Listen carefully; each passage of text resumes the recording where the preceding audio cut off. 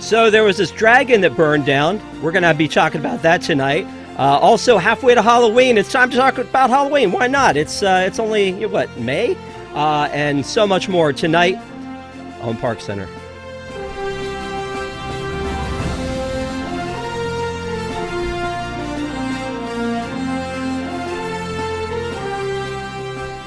Ladies and gentlemen, welcome to ParksCenter for April 30th, 2023. I'm your host, Rob Whiteside. As always, thank you so much for being with us on your Sunday night. And if you have not already, please subscribe to WDWNT TV and give this video a thumbs up, as it helps people to find us. And you're going to want people to find this fantastic crew we've put together, starting with Miss Camila. How are you? Hi, everyone. It's gonna be May. If you know, you know. It's gonna be May. Yeah. And then, bonjour, Desi. Bonjour. Thank you guys again for being with us tonight. We have a lot to talk about. There was a lot of parks news. We were out last week celebrating the 25th anniversary of the Animal Kingdom, so we'll talk about that in a second. But the big news that happened last week that everybody wanted to blow me up about was that there was a fire at Disneyland, and not just any dino. It was the Maleficent dragon caught fire at Disneyland and really brought the show down, you know? So the Fantasmic dragon has caught fire. Yeah, exactly. And the funny thing is that my good friend Jake and I were at the Walt Disney World version, and I was kind of holding back because Jake loves him some Fantasmic. I love Fantasmic, but Camila, as you know, I think we always go and say, well, the Disneyland one feels a little better. Maybe it's because of the pirates, but a lot of times it's because of the dragon. So when you got this news, how were you feeling? Yeah, I mean, I will say the first thing I saw was actually the video. And to me, one of the scariest things is like just how close the cast member that was in the Mickey costume was to all of this. And so I felt like, you know, thank goodness this was not worse than it was. I saw where there were some people that maybe had to be treated for some smoke inhalation. Hopefully they're okay, but thank goodness, you know, no one seems to be seriously injured. So first and foremost, in some ways, maybe it's a best case scenario. But no, I mean, you know, it sucks. I mean, clearly Disney, you know, had this really cool fire that came from the dragon. You would think they might have learned this from the parade, where they've also had issues with fire and the same dragon. But you know, it sucks because it really has brought down the show. It'll be interesting to see, you know, what they do once we finally get it back. But obviously, of course, safety first. But I mean, I feel like it's just a little scary that to some extent this can happen. And I feel like we've seen a couple of times throughout even just so far this year where we've seen live performers get into a little bit of trouble in their shows. Yeah, and I'm glad everybody is safe. And like you said, there were some people that were treated for smoke inhalation. But you mentioned something that you know, they kind of put a pause on all the fire effects, even the one from the Festival of Fantasy parade at Disney World, which we know this one has caught on fire. And you know what, Stephanie, now that you're back, let me ask you: do you feel like this is the Curse of Maleficent? Could that be it? I mean, come on. Sure. Disney magic and Disney curses. Siva Co. I missed the sign on, so hello everybody. Sorry about that. Yeah, you would think, like Camilo was saying, that they would go ahead and just double check everything since they use the same pyrotechnics on this other one. But I do think that they've taken it down quickly. I think that they're going to probably try to replace it quickly. The question then becomes, are they going to replace it with the effect, or are they going to take it out completely? And I really do hope that they keep it in. I think it's incredible, and I actually like Fantasmic better at Disneyland. Even though I love it at Disney World, don't get me wrong, but at Disneyland is just, there's something about it being inside of the rivers of America there, so it's really neat. It is really strange, right? Because the one at Disneyland is in the middle of the rivers of America. It gets crowded around there. You have to sit on the ground. You have to fight for a space. But when you see like that pirate ship come around with the Pirates of the Caribbean scene, this dragon is so much we thought superior to the one in Disney World. But then at Disney World, you've got that beautiful amphitheater. It's still a great show, and the hero scenes that they've added has just added something extra to it. So I think both of them are very special. I think Fantasmic in general is still my favorite show, but there's still a lot of fire that is involved with both of these shows, and so I would hate to see them go away completely. I remember thinking when both the studios opened up, Universal and Hollywood Studios in Florida, they were all about some fire everywhere. Like the cowboy scene was fire in the Great Movie Ride, and you had just tanks blowing up on the, on the backlot tour. It was just anywhere they could bring fire. And so I feel like they've been safe for a long time. And again, I'm glad they're taking these safeguards, but I hope it doesn't go away. So speaking of being on fire, Desi, tell me how you feel about this whole situation. It was pretty crazy when I got the news. Happened to be like I saw it, and then I looked at your story on Instagram where you said that you were front row in Fantasmic, and I was like, oh my gosh! And then I remembered, no, you were in Florida. Yeah, that's pretty crazy. I couldn't imagine being there and watching the videos. I'm like, who is just standing there filming it? Why wouldn't you be running away? That's what I would be doing. I couldn't imagine just being like, yep, this is a good time for me to just stand here and watch as it engulfs in flames. That seemed insane to me.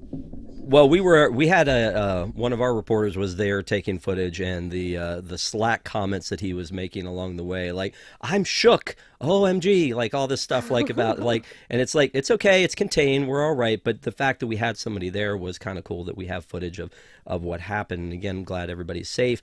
They did, of course, start to immediately, as Disney does, damage control, right? They put up the walls around it. They tried to figure out, can we bring this back in B mode? That we thought that was going to happen this weekend. They said that it's not happening. The new date is May 14th, which, based on the damage, I mean, it looked like that thing was freaking melting. Based on the damage that happened, I'm shocked that they're bringing it back by May 14th. Dining packages were canceled. It didn't look like they offered people anything other than, a sorry, but we're giving you your money back. For the dining packages, but like no priority next time. And some of those dining packages, Kamila, are hard to get. I don't know what else they could have done, though. Do you? You're muted, I think. Oh, sorry. That's okay. Yeah, no, it really is such a, it's such a disappointing thing. Like I said, these things happen from time to time. There's really not a whole lot that you can do, but for sure. I mean, something like the Hungry Bear Fantasmic dining package, that's an entirely separate, kind of dining experience. It's different than like the Fantasmic, where you might just still, or it's different than the Blue Bayou, where you might just still eat at Blue Bayou. But with the Hungry Bear package, it's an entirely different menu than if you just went to Hungry Bear on your own. So I did see some of the notices going out that they were just, it seemed like canceling some of that dining or the Fantasmic portion of that. But it's just one of those things where it's a reminder that, sometimes you can plan and want to have these experiences, and sometimes things happen, and it's disappointing, but of course, safety first. Yeah, for sure. And you know what? I got to tell you, though, you make a great point. If you're going to eat at the Blue Bayou, at least you still get a Blue Bayou meal. I hesitate to say this, but that meal for the Hungry Bear, while it's a great deal to get a dining package, the food, not all that great. It's prepackaged, and I don't know. I don't know if you're out there and you loved it, let us know. But I did it when they first brought Fantasmic back. I was able to get a Hungry Bear, and it's really very inexpensive for a dining package. It's great, but the food was just like, I had to muscle through it, it was not fantastic or fantastic. You get what I'm saying. Anyway, let's move on to the Disney Animal Kingdom. We talked about this a little bit last time, that the 25th anniversary and Earth Day was celebrated last Saturday. We had Hey, unauthorized field trip from WDWNT. And look at that. Desi's got the Hey. magnet from it. So we had some people out, and it was great to see the folks who came out and everybody that did. Thank you so much for being there. Love hanging out with you guys when we get a chance to. So they did a presentation in the morning, which I'm always like, are they going to do something? Or are they not? For the 50th anniversary, and Stephanie, you were there for the 50th anniversary of Disney World, they kind of ran an announcement through the park. And to me, that was hugely disappointing. For the 40th of Epcot, they actually did a presentation with Mariachi Cobre and the Voices of Liberty, and it was, some kind of a presentation. But when it comes to those, what I want them to do is go, hey, here's some great stuff from the past. Here are some people from the past, some things that mattered. Here's what we're going to do in the future, and maybe even roll out some kind of a new attraction. It's not that. They had the guy in charge of animals speak for a little bit. It was nice, but whatever. But then they ended with this huge, like, let's bring out every character we have. They brought out Nemo and Dory and Crush and Kevin and Mickey and Minnie, and it was really neat seeing all the characters out there for that. I don't know if you guys got a chance to see all of that, but Stephanie, again, were you not disappointed on the 50th when there was like not really a presentation? Yes, 100%. If you had asked me about it, I would have had Julie Andrews, who opened the 50th special, and have her come out with Chapek and whoever else and do the presentation, and then have 50 of the characters like you're talking about that they did for Animal Kingdom. So maybe they learned their lesson. Maybe they heard enough of the fan feedback, and for the 40th they did it, and then for the 25th they did it as well over at Animal Kingdom. I don't know, but I, I just feel sad for the Magic Kingdom, and I feel sad for the 50th, but it's over now. So they did what they did. Time capsule. Does it seem a little ridiculous to open up a time capsule after 25 years? Yeah, it doesn't seem like it was that long ago. I mean, A lot has like all changed, Rob. like the TikTok they did had like, oh, look at these floppy disks. What are these? How are we possibly gonna read these? Yeah, calm down. There's a place you can do that. VHS tapes. I mean, come on. Like, I don't know. It just seemed like 25 I years was too agree. soon. I feel like 50 years might have been a good time to open up a time capsule, but 25 years is, I think, not enough time to look back at what humanity was doing 25 years ago. I I don't know. think I in their head, probably Magic Kingdom had been around for 25 years, and at that point in time, it seemed like 25 years was a long time. Yeah. Also, before we move on, I wanted to talk about the popcorn bucket in the room. Oh, I Of tried. course. I tried. Talk about a Okay, I long just want to line. know one thing. Where does the popcorn come out? Where do you get the popcorn? Wow. It actually goes into the back. So I mean, Okay, but his like back, not his like butt back. Um, that's what I but wanted to know. I think we were all going, where's the Timon sipper? Like this should have been an obvious thing. Where's the Timon sipper? I don't know. But it was really funny. I was standing with some folks and we were talking and we were near the popcorn booth after I had gotten mine. And we watched a eBay reseller walk through, buy his limited amount, throw them into a bag, loop back around, no shame, to the back of the line, go back through, get two more, No. put them in a bag, loop back around, like again, no shame at all, just like boom, boom, boom. No. And I'm just like, really? Wow. This is why we can't have nice things. Wow. Can you imagine I what? must have gone at the wrong time of day because that line looked about as long as the line for Moana when I walked by.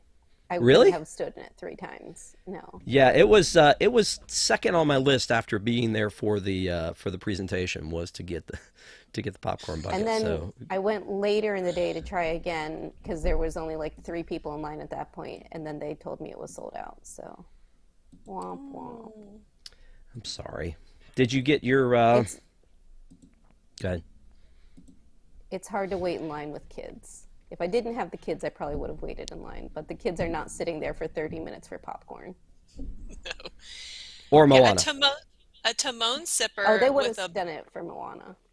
if you have bugs on the straw, Okay. you know. I like that. Yeah. But again, a Timon sipper seems like it should have happened. If it's like a supply chain thing, then I'll gladly wait and get one. But it just seems like it makes sense. I did see somebody buy the Simba one was still left over, the one where he's kind of like that you hold up, and the Pumbaa one. But yeah, that was a neat one. I'm glad they had something that felt like they kind of checked most of the boxes. They had the commemorative pamphlet when you walked in that they gave you a limit of one, and then on your way out you could take more because they seem to have plenty. Not that I would, I did. And then you also had the presentation, which was nice, and then you had the limited edition popcorn bucket. You had some specialty, treats, as you were talking about, Desi. So, and then the meet and greet. So I think overall it went well. And then there was the flick thing. Did you talk about the flick thing? Oh no! Oh, that was You want to talk about that? so sad. So we did like a meetup where a bunch of people could come, and we were going to do a group viewing of It's Tough to Be a Bug. And we get in there, we sit down at the theater, and Flick comes out of the ceiling, and almost in unison, you hear the entire theater go, "Oh no!" And Oh yeah, gosh. that's what Flick looked like, and it was Dear. honestly terrifying. He was super scary. He was way scarier than Hopper. Yeah, I don't ever want to look at that again. Take that off my screen, Rob. PTSD. Oh no. You're muted again. Yeah, it's been fun. So let's move on then. Halfway there, we're halfway to Halloween, and it seems silly though sometimes, right? That we're like, hey, it's April, let's talk about Halloween, but it's a great time for them to roll out all of the offerings that they've got. And Kamila, you and I specifically talk about Oogie Boogie Bash way too much. Would you like to talk about it just a little more? The fact that we still don't know when those tickets will be released. Sure. No, I will say it's interesting. So I was in the parks, or I was at Disney World the week of the halfway to Halloween. And I think a lot of people kind of complain about this, or like it's too soon. But I think to your point, Rob, it is kind of, I feel like in a way, Disney's way of saying, for those of you who, are thinking about maybe coming back in the fall, it's like a way to promote the fact that they are going to release the Mickey's Not So Scary Halloween Party tickets. And to me, it seems to be just a lot of random Halloween treats throughout the parks and the resorts. One thing that I kept thinking as they were doing it, because I feel like really it's just become a countdown to when are we going to find out more information about the Halloween parties. But I felt like with all the emphasis on Haunted Mansion this year, something that they could have done, because even like while I was there for that week, you saw a lot of characters, like surprisingly, in the resorts. There were multiple times, because I was kind of in and out of different places. And I saw Daisy, I saw Chippendale. I feel like I saw literally everyone. But I thought it would have been a good opportunity to like put them in, costumes, maybe have some Haunted Mansion cast members kind of strolling through places. I thought that would have been like an opportunity for a really fun way to promote. And, you have people who are already here who, hopefully they're having a good time. And maybe they're like, maybe we do want to come back for the Halloween parties. I feel like even for me, as many times, honestly, as I've been to both, every year I'm like, should I go this year? And, honestly, usually I don't, but at least not anymore so much. But I think about it, and I feel like that might have been like the push to be like, let me put a deposit down for, September, October. Yeah, no, I get that. No. No, I get that. You know what? And it to me, it's cool. It's cool that they're doing like they do the little treats for like I think it was like April 20th to April 23rd. So they were there when we were there. That freaking Donald Duck candy corn sipper again, the one that was the bane of my existence that I almost missed a plane to get, and now they're falling off of trucks left and right. It's just ridiculous. They actually had that featured a little bit in some of the places, but they had some of these treats available at Grand Floridian. They had the Kakamora Dole Whip Bowl returned.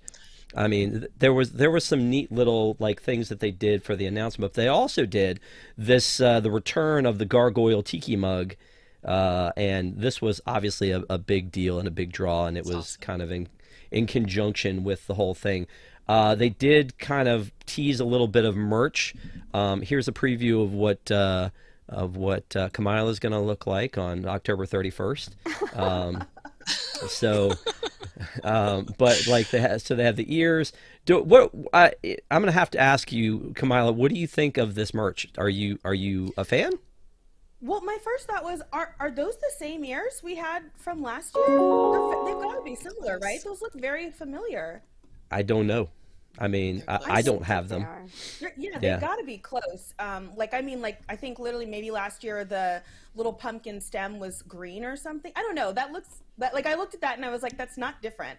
It's definitely not different enough to buy it if you already have the other ones. I'll say that. Yeah. I wasn't super into the merch based on what I saw, and I love Haunted Mansion. I'm very excited for the movie, but I just didn't see anything that I needed. So. Yeah, here's a quick preview of me. This is going to be me hanging out. But so there's plush. There's this Mickey jack-o'-lantern, Is it a magic candle? band, a loungefly. Do we like that loungefly? That's unique, right? No. Okay, that's not. No. Never mind. And that hat, no, I no, thank do you. like the Uh, hat. there, That's there's some a bit ears. cute. Wait, these are Crocs too, right? Yeah, That we got match the big yellow loungefly. Crocs. Okay, all right, Oh, I cool. hate They come with Crocs. the Loungefly, I'm sure. And then you've got the Nightmare collection, which I could This is better. probably be tucked into that button down, but not the Spirit jersey. I wish I liked this kind of bag, but I always go with a backpack. I already have those. That's kind of a neat thing. But yeah, so there's definitely a lot of merch preview here.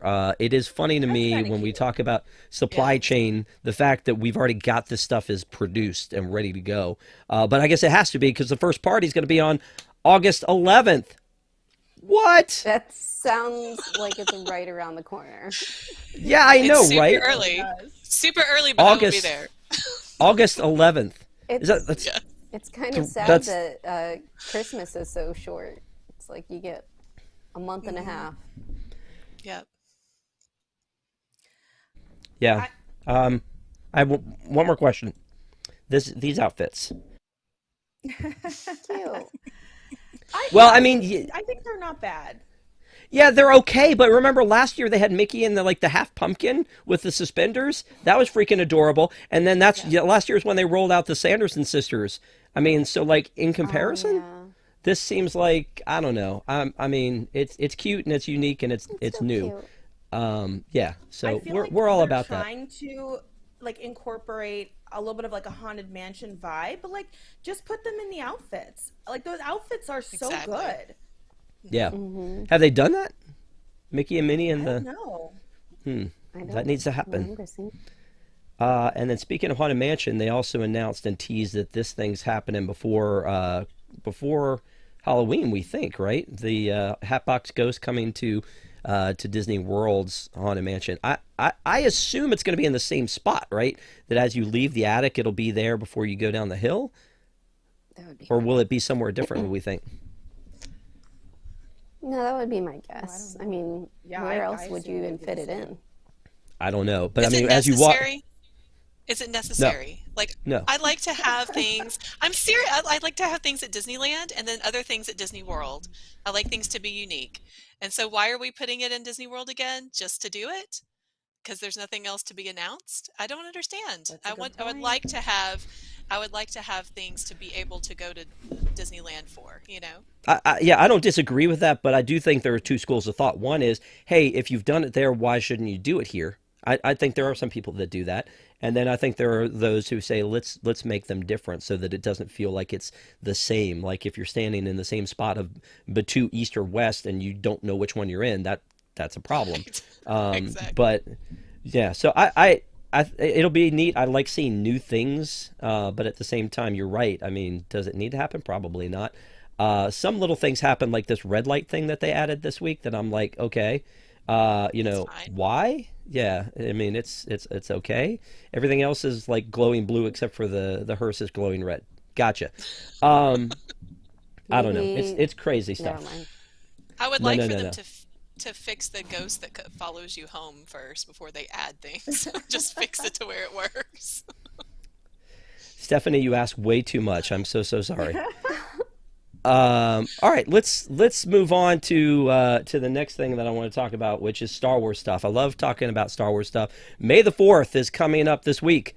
We are days away Yay! from May the 4th, and on May the 3rd, we're going to do a Deep in the Plus talking about Mandalorian Season 3. Desi will be on that panel, and I cannot wait for us to talk about Mandalorian Season 3. But with May the 4th comes a couple things. One is that there are going to be a lot of treats in both Disneyland and Disney World. There's also going to be a Star Wars night at Disneyland, which I would love to go to someday. But I feel like last year, Kamila, you went to that and didn't have great things to say about it.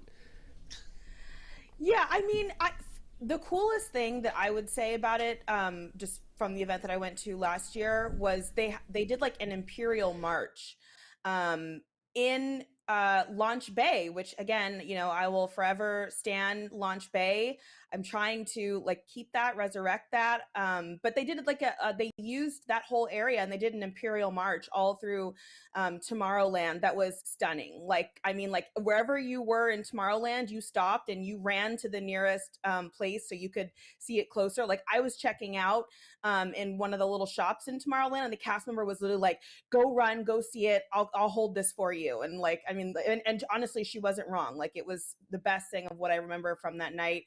Other than that, to be honest, I mean, the treats that I wanted sold out right away. So if anyone is going, if you have a treat that you really want, go for that first, because it can and will sell out within like the first hour.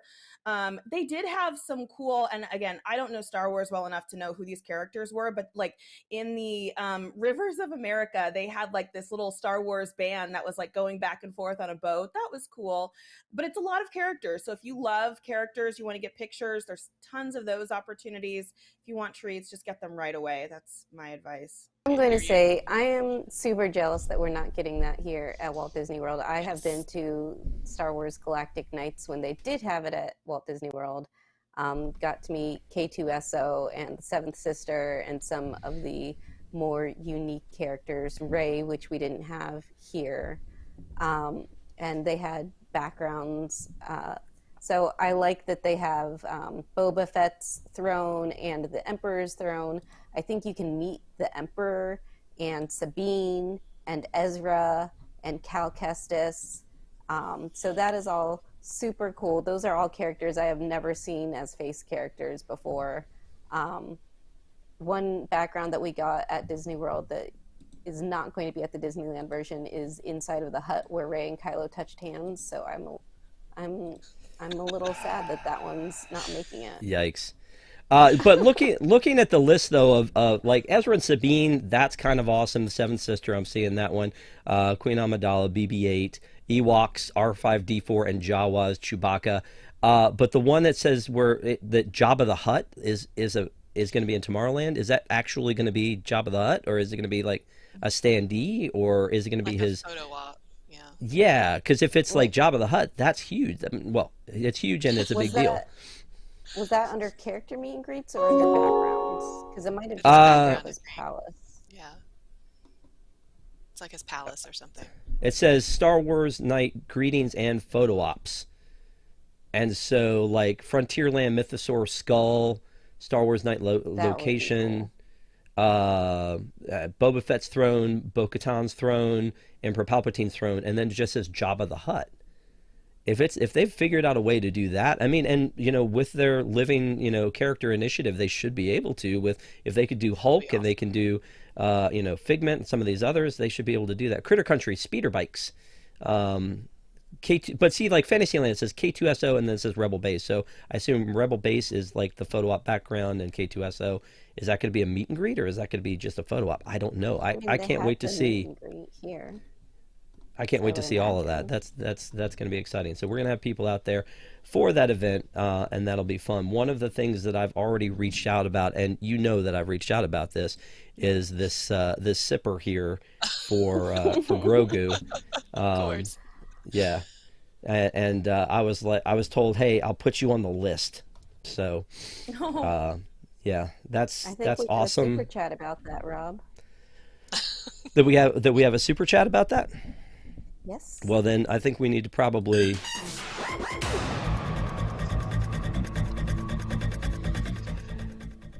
All right, so we had a super chat that said they had a Pumbaa bucket on eBay for $56 minutes after the park opened. Rob, do you want a Grogu bucket? I'm trying to get it Tuesday. So, am I wrong? I know, and thank you, Jungle Cruiser, for that. I appreciate it. Is it a sipper? This is a sipper. Is there also a bucket, or am I losing my mind? I think it's a sipper. Just a sipper, okay, yeah. But Hmm. very, very, very nice. Thank you, Jungle Cruiser, for the super chat. Is that the one you were talking about, Desi? Yes. Okay, cool.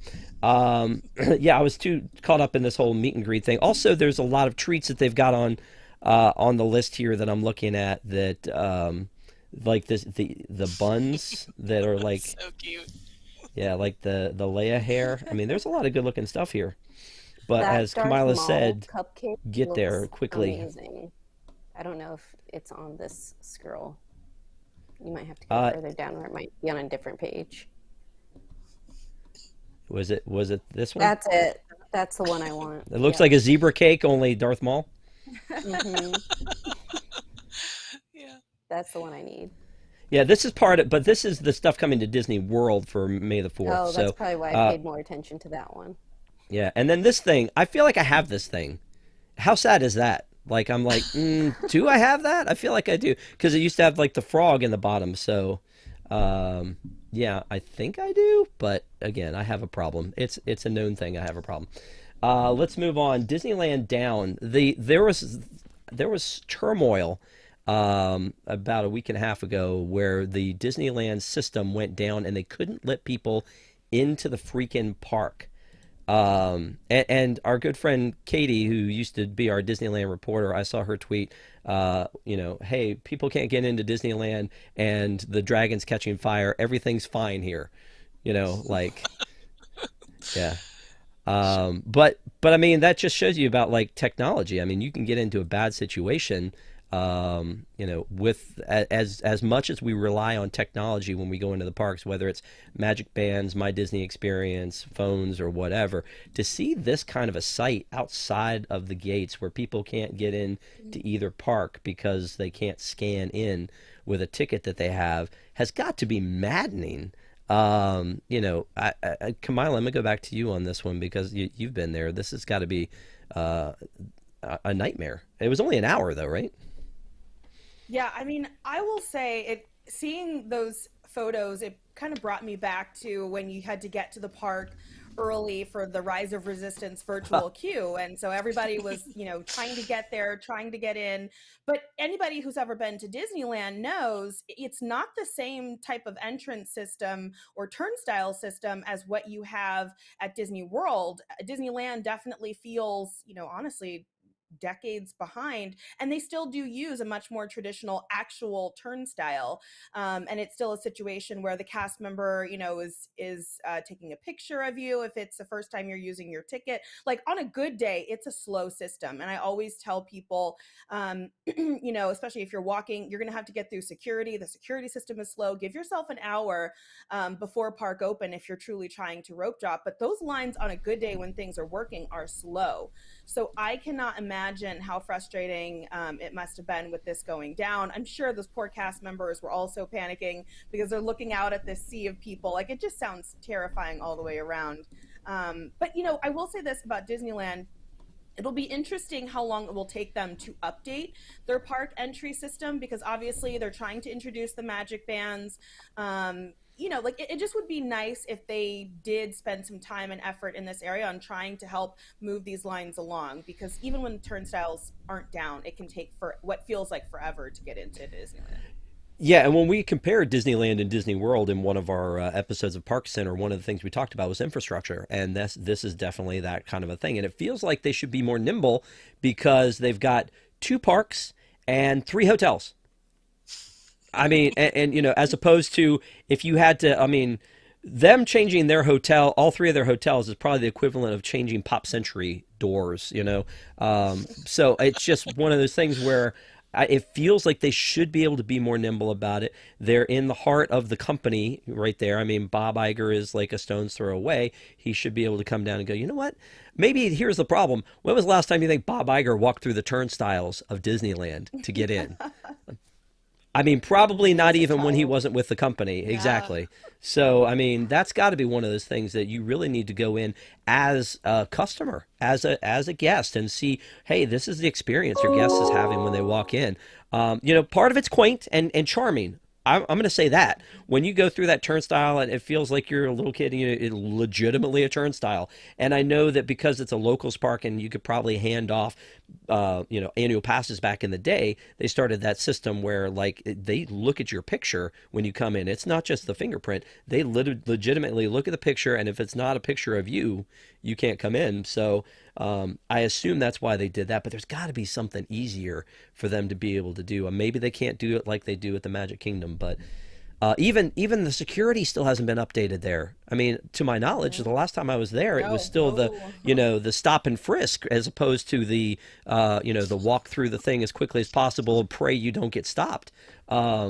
So it really feels like they should be more nimble with their security there and their infrastructure and all that stuff. So hopefully it's not gonna, hopefully they'll get the message with something like this and update it. Let's move on to there's more 100th on the way. We talked about this on a previous show as the 50th has come to a close. We're starting the 100th anniversary seemingly late, but also early. Like it doesn't quite jive. Like we started this celebration on January 1 with the kickoff of New Year's Rockin' Eve, and then on January 27th at Disneyland they became the official like park of the 100th, and now we're rolling all this stuff into Disney World. Even though there's been merchandise, the purple and silver merchandise has been there. Now we're getting popcorn buckets and other things, and there's going to be a new nighttime show, like a beacon for the 100th for Epcot, which I didn't know was coming, but it's coming soon. Like I don't know, Desi, don't you think this should kind of already be there now? Uh, they've got a lot to deal with over Epcot, getting rid of the barges, and so maybe they just don't have the time to add in the beacons. I don't know, um, but I'm excited to see it whenever they do show up. Uh, I'm sure it will be super cute and really heartfelt and wonderful, like all the other beacons have been so far. Yeah, I do love the beacon shows, especially the 40th of Epcot. That one so far has been my favorite. The other thing that they've started to do is they've started to roll out these big 100-year icons in front of the parks for the photo ops.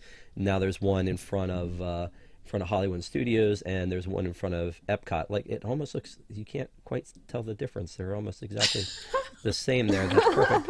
Um, but again, I mean, this is for a celebration that doesn't happen until October 16th. Like that's the official date for this to happen, and we've already started trying to celebrate it. I mean, Stephanie, are you going to just be tired of the 100 years by the time October 16th rolls around? You could say yes. Probably. It is a significant moment for sure. Any time that a company is 100 years old, I mean, how often does that happen? So, and a significant one at that. I mean, culturally, innovation wise, they have done a lot, and so it really is a big deal.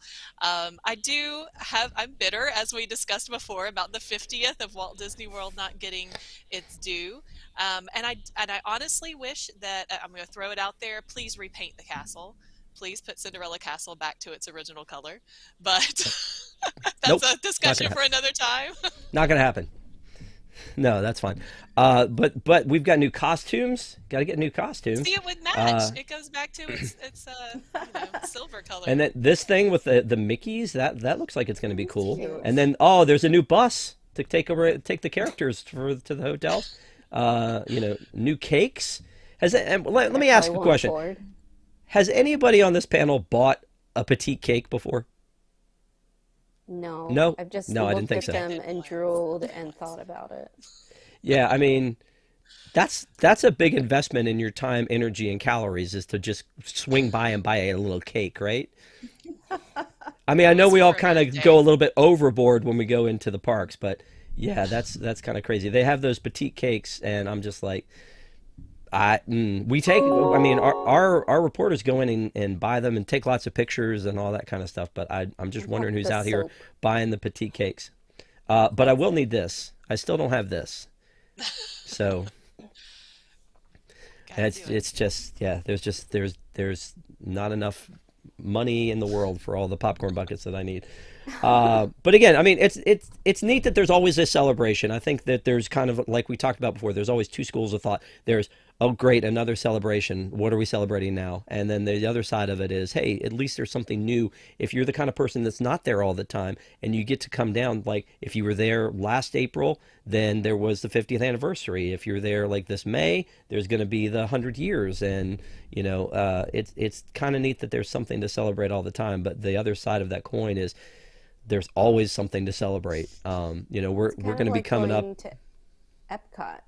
And then if you Uh, happen to the go when there's not a festival, then the it's 2 weeks when there's oh, not it a feels so festival. fat. It's I so know sad here. it's devastating, and it's going to be 3 weeks between them this time. I don't know how you guys are going to survive down there. I really don't. Let's move on to some DVC updates because there's a lot going on in the world of DVC. And for those of you who don't know the vernacular, it's Disney Vacation Club (DVC). And I think only me and Stephanie on this panel are DVC members. Is that correct? Yep. Yes. Okay. There you go. One of the things is this, and I tweeted this when I took a picture of it. I was like, Taste of the Islands. This Polynesian building that has gone up, Yeah. is definitely gonna take some getting used to that's there. But they've put up a couple buildings. It's gone vertical. They've got balconies, et cetera, et cetera. So I mean, that's a good thing. And then we've got the Grand Floridian is still under construction, and then we've got cabins coming. This was a big hot button for Tom this week, is the cabins becoming DVC. The cabins at Fort Wilderness, I've never stayed at one. I've always thought about staying at one. I haven't. Have you? That's sad. Yeah, of course. Tell me all about it, Desi. Tell me why I should be sad that how They're great they are. just they're just so cute and functional, and you can fit a bunch of people in, and you can cook, and it's fun just being in Fort Wilderness. And I'm not very good at camping, so I would much rather be in a cabin than in a tent. It's just a lot of fun, and it's cute, and it's quaint, and you really feel like you're one with nature. I So happen to have a friend who was staying in one of the cabins when this news broke, and I told her about it. And I was like, "It's a good thing you're staying now because they're about to go away." And she was so devastated to hear that, but also glad that she was there. so you don't like camping, but you like glamping. Is that what you're telling me? That's all right. Hmm. So when you go, you get the golf cart and the whole deal. No, I've never actually gotten the golf cart, but Uh, um, well, so it's here's my thing still a good about it time. is that I know that Fort Wilderness is part of the original, 50 years ago, they had there's Fort Wilderness campgrounds, and they had the Contemporary and the Polynesian. The Fort Wilderness is, and I think this was Tom's point, is it's very charming when you're there. And there are a lot of people who their entire Disney experience is camping, and they bring their campers out there, or and just have like that's their place. And I love that. And then they put out these cabins for the people who's like, maybe that's not your thing, but maybe you could have that same wilderness experience, but a little bit more pampered because it's got the bunk beds and the kitchen and the rest, like, it's just all set up nicely. And so they're going to redo them as DVC, and I don't know how most people feel about it. I mean, I love upgrades. I think that's good. I think this looks pretty neat. Apparently, they're going to be very eco-friendly. Spare no expense. But then when we say spare no expense, they're making someone else pay for it, right? Because people have to buy into DVC to pay for the cabin upgrades. So I don't know. We'll see. I'd kind of like to stay in one before they demolish them and build these new ones. But 350 new DVC cabins coming 2024. It took them 7 years to do Tron, and they're going to be 350 new cabins by 2024. So the They thing look that like trailers. okay. The thing that Tom was talking about, how DVC sells out so fast, that's the problem. And he's absolutely right, because DVC goes really quickly if you're at 11 months or even at 7 months, and people pick those up very fast. So as far as people going back in, now I know Disney does reserve some inventory for cash paying families. So maybe they'll reserve some of those, but then that lowers the amount for DVC. So it kind of is it's not a win-win for anybody. I think it looks like a few years ago when they had the shipping container contagion, where people would take these big shipping containers and turn them into homes and tiny homes and things, and that's what it kind of looks like. If you've ever been out west to a dude ranch, that's the feel that you get at the cabins right now. Like I've never stayed in them like Desi has, but I've spent time at Fort Wilderness, and that is definitely the feel you get. So I agree with you. I wish that they would keep them the same as they are now. Here's the other problem that I have though with Fort Wilderness in general is it's a journey to get there Yes. or to Yeah. get from there to Yeah. anywhere. So like for me But and Stephanie was nice enough to go get me the four medallions that I needed to finish my 50th collection because even though I'd been there 3 or 4 times during the 50th, 5 times, I'd never had the energy to go all the way out to the wilderness. Like if you're not going out there if you're not staying there, or you're not there to do hoop-de-doo review, Right. it's a You journey don't to go. get out there. Yeah. So I mean, again, it's a I neat area, but go ahead, I come on. think though to that point, like I feel like I understand in a couple of ways why Disney is trying to reimagine these cabins and these spaces. And for me, I always think of it as like a more traditional guest.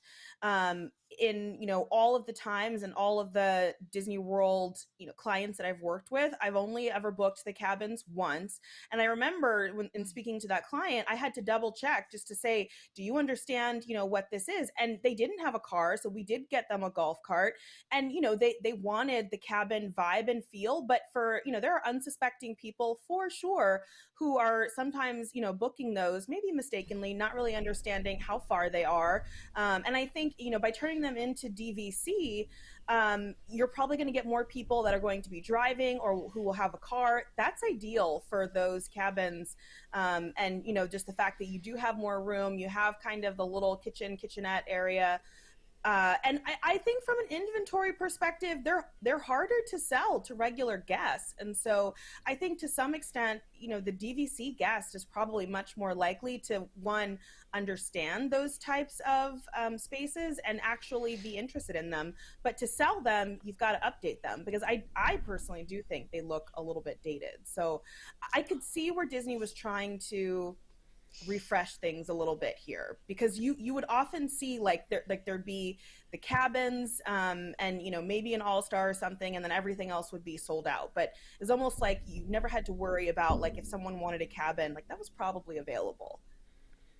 I've run into some challenges when like trying to get one before because I've considered getting one before and like they were hard to come by. So yeah, I do get that it's going to be even harder with the DVC thing to be able to get it. But my problem with DVC and adding more to Disney World is that you're just adding more points into the bank, and it's going to be harder for me to reserve anything. And I think that's what they screwed up with the cabins and the bungalows is that there's a huge amount of points in those, and those people who bought into those don't want to use it for that. The people who bought into Alani don't want to use it for Alani. They want to use it for my resort, and so I either have to make my reservation 11 months in advance, and I never know if I'm going 11 But months you're in advance. but you're getting the Waikiki Tower at Poly. Waikiki. Wow, way to bring it down. Here's a place where I do think that the DVC is a good thing is that the ones they're adding to the Disneyland Yeah. hotel. So they have Those the are cute. villas. Yeah, so they have these poolside studios that they're adding that are like, just downstairs and attached, and the clubhouse looks great here. And I mean, this. I'm very excited about this edition. Like, I think this is a much needed thing because you cannot get a DVC room to save your life in California Yeah. because there's what Yeah, like three it's at the hard. Grand Californian, and that's it. So um, I will say just one thing on the style. I'm kind of tired of like almost like that retro California mid-century modern, and I only say that because if for any of you who are familiar with some of the hotels that are kind of like right across the street from Disneyland, there's quite a few that are also done in this same style, and so it's just kind of like, what else? But I mean, I do think It it's kind cute. of It's like the third or fourth hotel that's in that like retro California 60s mid-century modern. It's like we get it. it gives the Cabana Bay vibes. in my opinion. It Yes, does. Yeah. it Yeah. Well, does. but that's also themed after California, Yep. it's the same thing. And there's a couple of hotels right across from Disneyland that literally have been remodeled to that same theme. Yeah. I don't know, it's just interesting. Well, again, I mean, Allie, who's our Disneyland correspondent, she has told me that she kind of hates that extra building like casts so much shade in the winter down on like the pool area. But I say Oh. suck it up because I need them rooms. Um, I mean, that's I'm just I mean for the most part again the good part about that is that the building itself has been designed to fit what is already there for for the Disneyland Hotel as opposed to what we kind of dislike about the Polynesian, and I say that very kindly, dislike about the new Polynesian building is that it doesn't quite fit with the vibe of the rest of it. So but at least there is a new DVC song, so thank goodness. We'll all be singing this one, the Where We Belong, parentheses, Welcome Home, and it's now available for streaming. There's a music video, the whole deal. You know what? I'm a sucker for a Disney sizzle reel, and that's kind of what the video is. But it's funny to me that they were like, you know what DVC needs?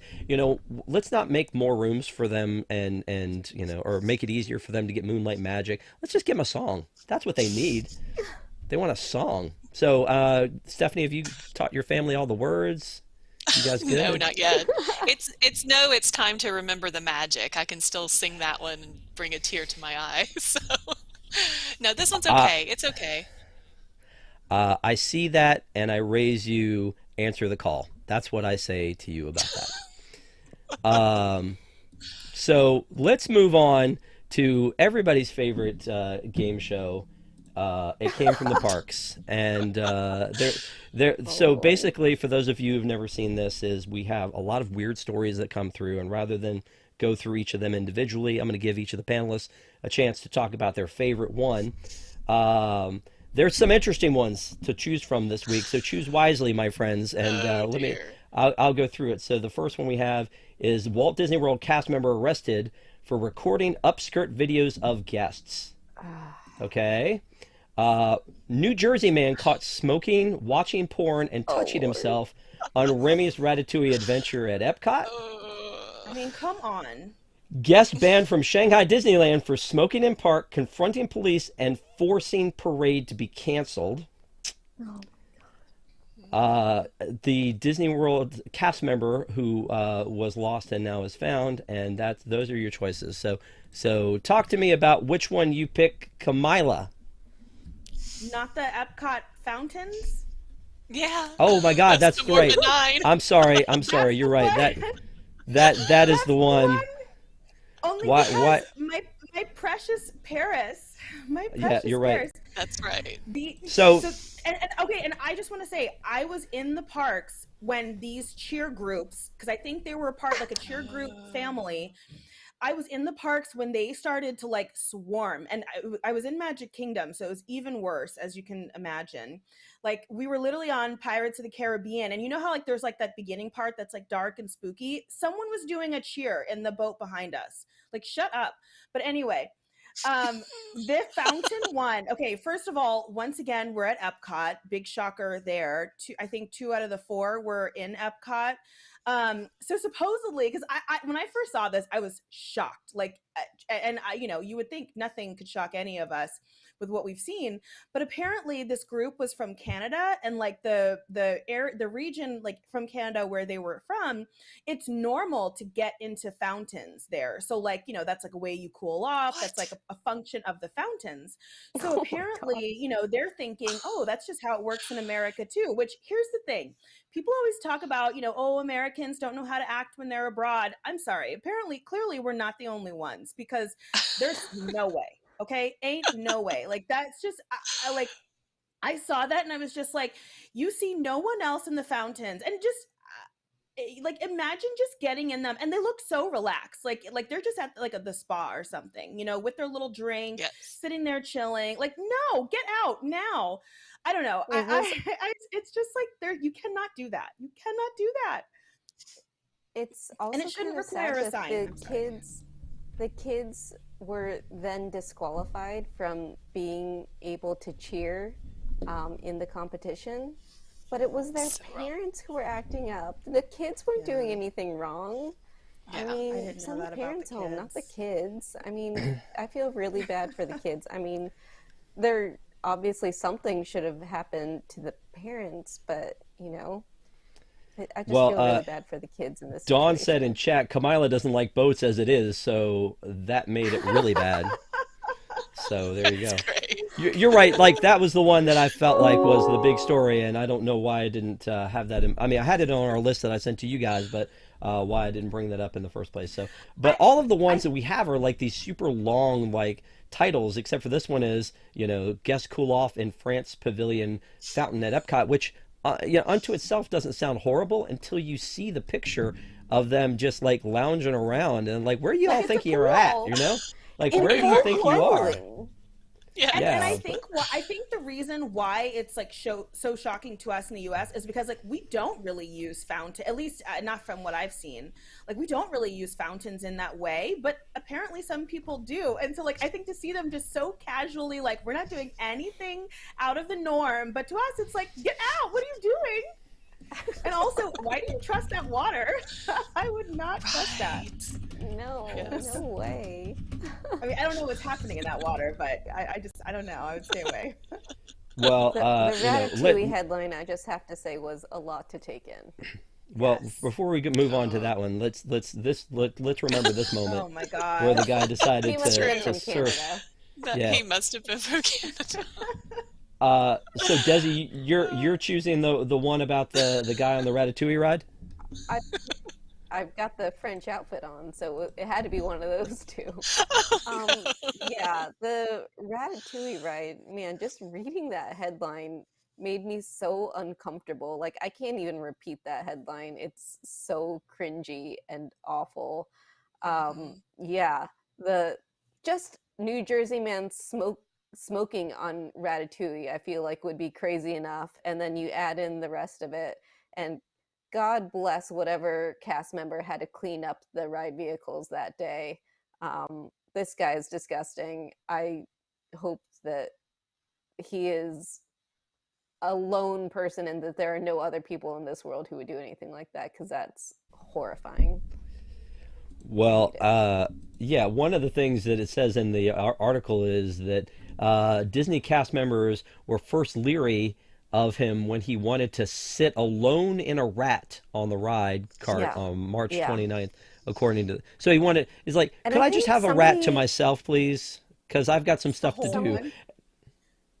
Yeah, somebody go ahead. else exposed themselves at Ratatouille, I think like the following day. It was crazy, but it was not the What same is it guy. about Ratatouille? It's French. I don't know. Stephanie, what you got? It's weird. I mean, you can pick The, one of the other two if you want. I'm going Tokyo. I'm going Oh, Shanghai. No, Shanghai. Sorry, not Tokyo.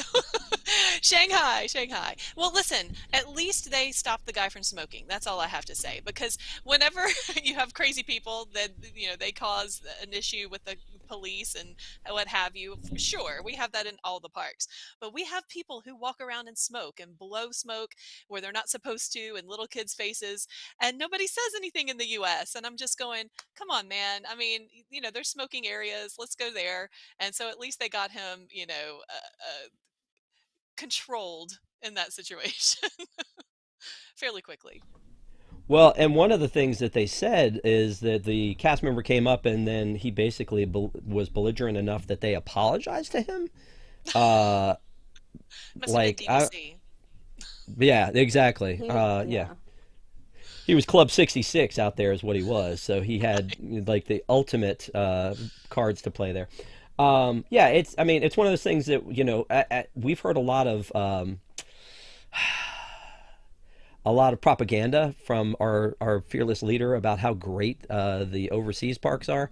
And so when you see something like this that happens in another park, now it's Shanghai, it's not Tokyo, I get that, but still, Right. you expect better.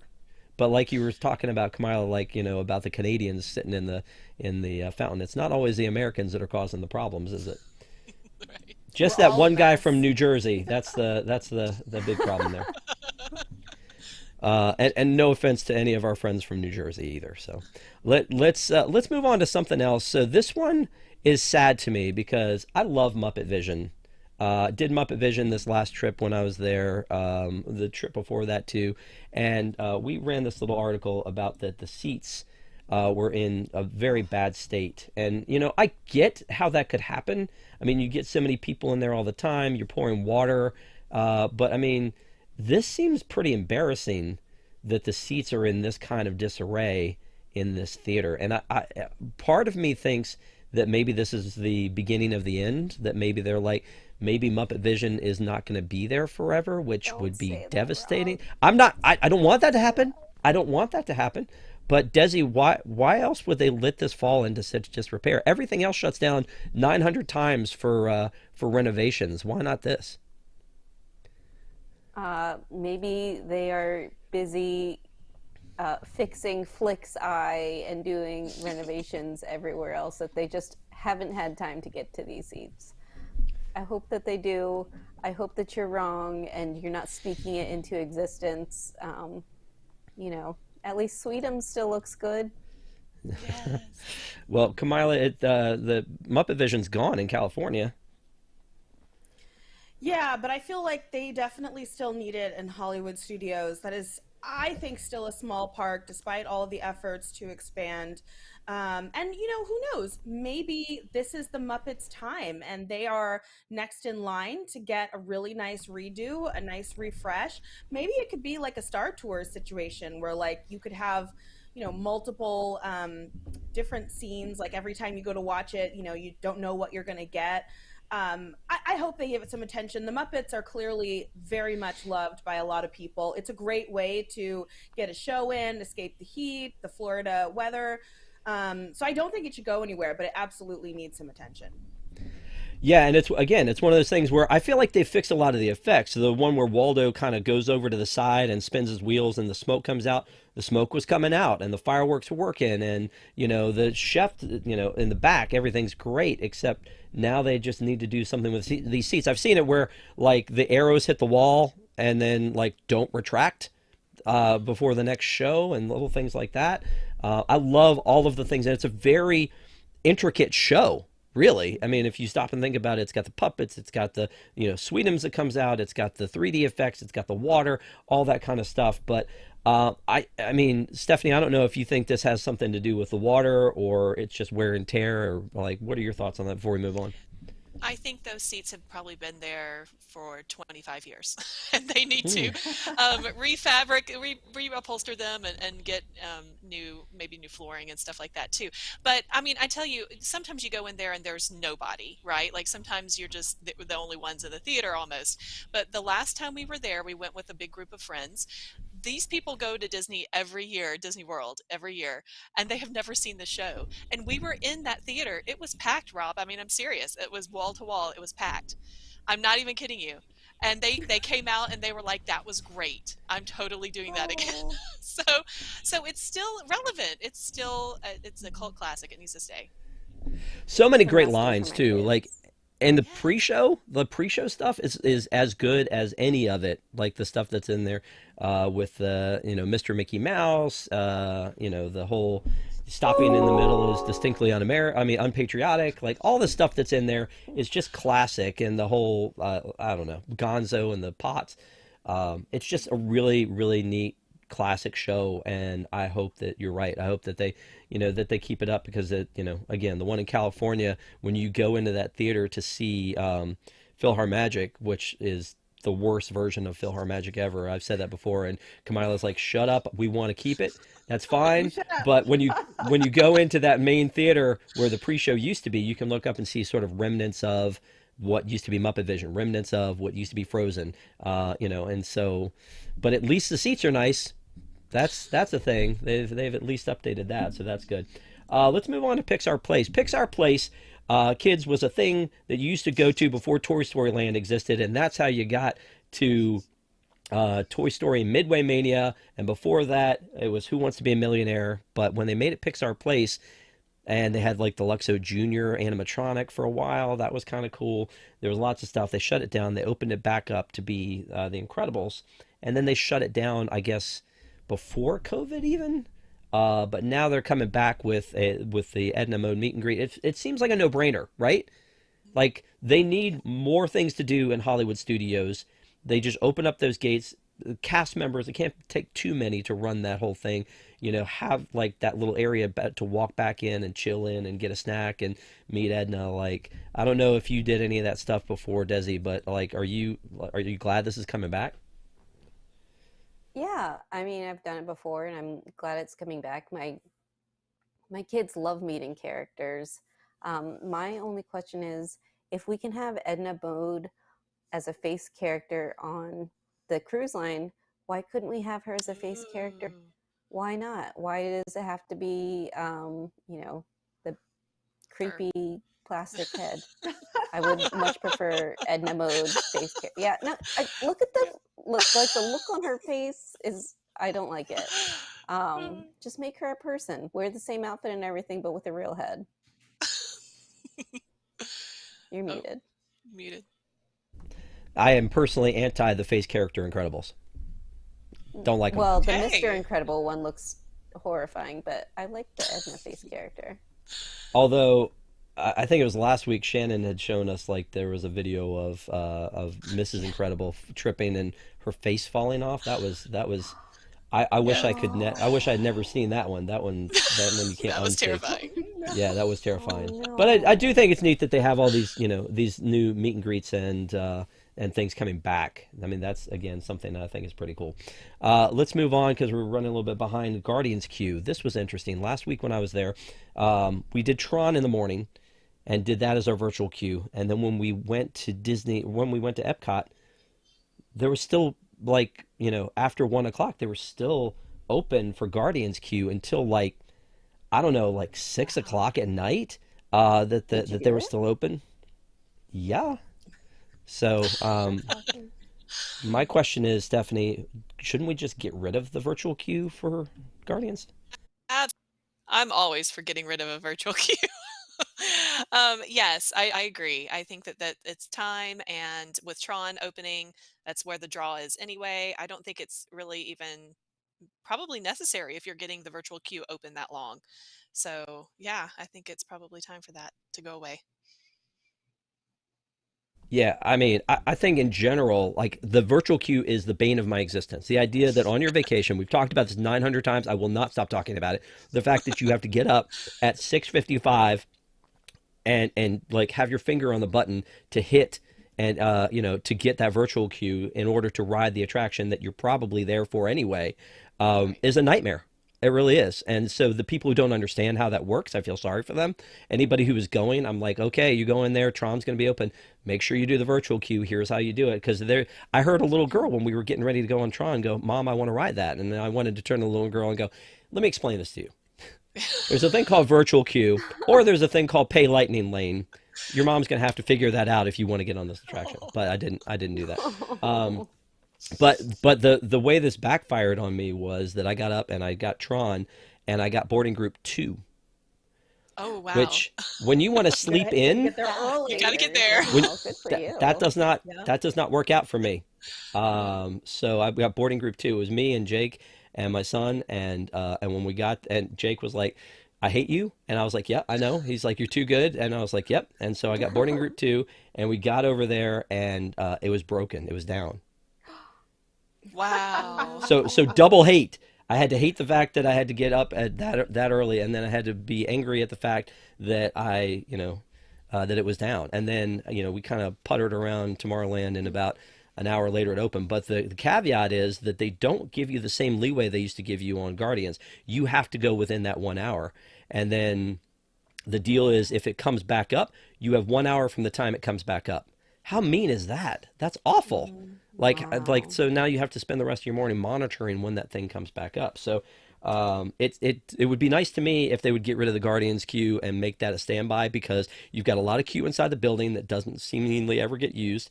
Um, and it seems like people are flying through, and it's been open, and it'll be a year this month. So I mean, I feel like it's time to get rid of that. That just Agree. Just my thoughts on that one. Let's talk about lightning lanes for a second. How many times have you been to Disney and maybe you use the Genie Plus and maybe you use a paid lightning lane and you look for the lightning lane line because you're looking for the short line, but it's really the longer line. Right. And you're like, what is happening here? Yeah. Like it is insane that they have to like have a cast member a mile back with a post that says, here's the special line you paid for. Kamila, Yep. thoughts? I have never had this issue. I'm just going to be completely What? honest. And I use nothing but lightning lanes and Genie Plus and, et cetera, et cetera. Oh, baller. What I will say, no, I mean, for me, I don't live near the park. So if I'm there and I want to get things done, then this is how I'm going to do it. I'm just willing to do that. But I will say what I noticed, so like, I think there was one where maybe like Remy's Ratatouille, when I was writing that, it had gone down earlier in the day during, what should have been my lightning lane return time. It gave me the special experience, but I know that I'll just wait till it comes back up and use it then. So the line, once it did come back up, was longer. But to be honest, once you scanned in, you were pretty quick to get into the ride. So I feel like sometimes, you see these stories and it's like, they're showing like Space Mountain line, looks long to scan in, but once you scan in, you're breezing right past everyone who's probably in like a 60-minute line. And so, I don't know. I'll be honest, I've heard people complain about this, but I've been to both Disneyland and Disney World multiple times using, lightning lanes, Genie Plus, and I just have never really run into this. Well, since I'm you've not saying it doesn't clearly happen, I'm been just saying it's not my since something you've happened to me. clearly been touched by the gods, let me show you what that looks like when it's like you have the cast member standing 9 miles back, and it's like, hey, Wow. here's your special line to get in. And so what they've done is they've put up. It's such an issue with Peter Pan. They've put up a permanent lightning lane queue outside of the building. So I mean, it's no longer just like, hey, I'm coming in VIP. Let me just walk right in. You've got to do that. Now, I think some of that could be people who don't understand what they're doing. They either think, oh, maybe they think it's like an HOV lane, and if there are four of us, we get into the lightning lane. I don't know. Or they get up there and it's not their time, and they don't understand that, or they don't have their tickets ready, or whatever. But I mean, it feels like lightning lane should be TSA pre, right? You should know what you're doing if you get up there and you're doing lightning lane. Talk about it a little But I bit, Desi, do because think no, go ahead, come on, Oh, I was and just then we'll gonna go to say, Desi. like, I think just one more situation that I do think does have to factor in here is when these rides go down, and if you have a return time when the ride is down, then I think what happens is when it comes back up, now all the people who didn't get to use their return time, plus the people who did have that return time. So that's what I've seen, like when those lines get really backed up. But if the ride is working as it should, then I think it looks more normal. And we all know these rides go down. What? No, that's not right. Honestly, I've seen it way, way too much. But Desi, I don't know. Maybe I'm just wrong here. Have you seen it a lot? I have seen it a lot, but I really want to talk about the next topic. Oh, my bad. Well, that topic is going to be all for you. So the Boneyard is closing at Disney's Animal Kingdom. And for those of you who have never taken your kids to the Boneyard, it used to be a very fun thing to do. But Desi, you have a little bit of a nightmare story to talk about with the Boneyard closing, sure and do. so I have. Desi is okay with this closing, and here's why. My kids love the Boneyard. They would spend the entire day at Animal Kingdom at the Boneyard if they could. So on last Saturday, when we were there for Animal Kingdom's 25th anniversary, I took my kids to the Boneyard. My kid goes down a slide. He comes out. He is covered in blood. He's got it all over his face, all down his arm. I'm freaking out. What happened? Are you okay? And he's looking at me like, what are you talking about?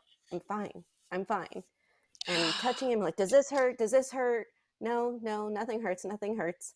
I get him cleaned up and I realized he's not bleeding. Oh, Nope. gross. That is not his blood. That is somebody else's no. blood that he just went down. The Boneyard needs to close. It needs a deep cleaning. That was probably the grossest experience I've ever had, not just at Disney World, but maybe in my entire life. It was disgusting. We call Dawn that said that. Afterward, we call that needle stick protocol in the medical field. To go through all of the afterwards, tests. I take him to go get some ice cream to try to like calm down, and cast members come out and like, congratulations, you're the family of the day. I'm like, I've never heard of family of the day in Dino Land before. Yes. Are we just family of the day because they kind of saw what happened and they wanted to mitigate the situation? I don't know. They gave my kids free plushes. They took a picture with us. I have no idea where that picture is, Wow. but it was cool. They got little It's on- cards to come back and ride dinosaur when they're tall enough. Oh wow. Oh But no. If you want to know where that Yeah. picture is, it's on a watch list. No. But it was so gross. Please close the boneyard. Give it a deep cleaning. But I'm sure we'll be back the day it reopens because it is my kids' favorite place to go and they love it so much. The And Dino Dig part was Even- always my kid's favorite. even after that situation, afterwards they're like, can we go back to the dinosaur playground? No, you cannot. You cannot go back to the dinosaur playground. I don't know if we're Not ever going ever. back to the dinosaur playground Yep. because it's dirty. Yep. And Oh. so maybe after this, and they've done a deep cleaning of it, maybe I'll consider going back. Okay. Wow. Well, and on that note, we're going to take a quick commercial break, and we're going to come back and talk about something nicer, which is character dining. So please stick around. Don't go anywhere. We'll be back with some more ParksCenter. Hang on, folks.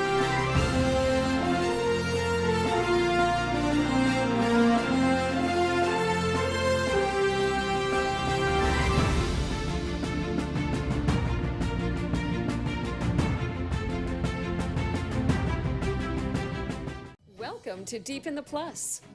Each week, join host Rob Whiteside as he and a panel of Disney superfans take a different movie or TV show from the Disney Plus catalog. They'll tell you its history, details, and give their review, so you'll know if it's worth your time. Current shows, classic movies, and everything in between. Watch Deep in the Plus live Wednesday nights at 9 Eastern for new episodes, or catch Deep in the Plus anytime on YouTube on WDWNT TV.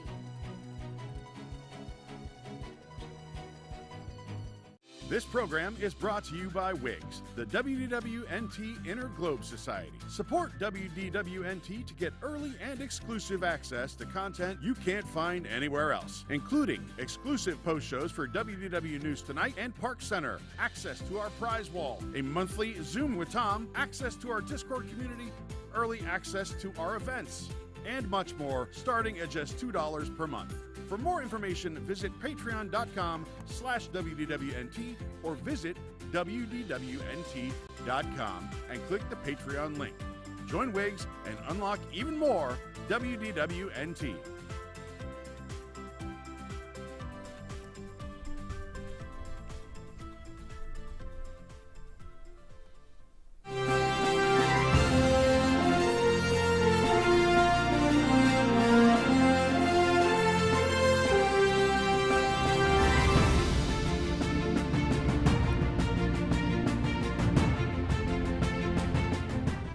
Hey, welcome back to ParksCenter. Thank you guys again for being with us tonight. We appreciate you. We're going a little bit long, as we tend to do sometimes, but I want to say thank you to everyone for being with us.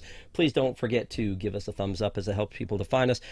We talked about Deep in the Plus on that commercial break, and I wanted to kind of give you guys the lineup of what we got coming up on Deep in the Plus every Wednesday night. We did the Lizzie McGuire movie last Wednesday night, and we have The Mandalorian Season 3 coming up this week on Wednesday, and then the week after that we're going to do, now that the Spider-Man movies are officially on Disney Plus, some of them, we're going to do The Amazing Spider-Man, and then Oliver and Company, and then Ever After. And I know that Desi is going to be, Desi was a big part of the Lizzie McGuire one, and you're going to be on a couple others, but Mando's going to be your last thing before you like jet out of the country, right?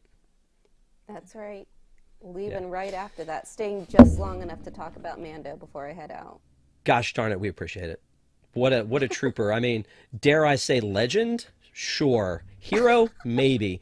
So you know what? One of the things that we like to do on the show is have a discussion topic, and one of the topics I feel like that is kind of time to talk about is character meals, because character dining is one of those things, and that, like, you know, when you have little kids, it's a great way to get a up close personal like interaction with the characters. A lot of times if you're standing in those 2-hour Moana waits, that's kind of a bum deal that can take away a lot of your day. If you can have them just come around to your table and say hi to your kids, that can be a huge thing. There was a time with my kids where it went to, hey, I don't really like this, to let's never do this again.